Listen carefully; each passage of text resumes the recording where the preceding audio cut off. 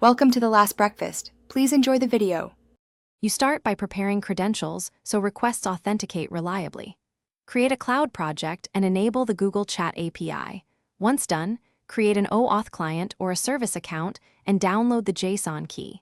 Make sure to assign the bot scopes needed for messages and interactions. Add the bot to a test space so you can iterate. This immediate setup avoids later permission errors and gives you a safe environment to run the first API calls. You now implement the request flow using a Google Client library for your language to reduce boilerplate. Alternatively, craft HTTP requests when you need full control. If using OAuth, direct users through consent. For server bots, generate a JWT and exchange it for an access token. Once you have tokens, call chat endpoints like spaces, messages, create and spaces. List. Make sure to handle rate limits and refresh tokens so continuous operations remain stable and predictable as you test interactions.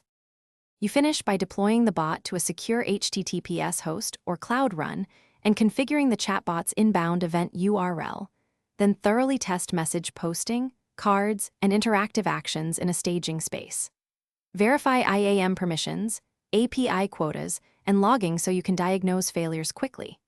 If something goes wrong, check error codes in logs and implement exponential backoff for 429/5xx responses.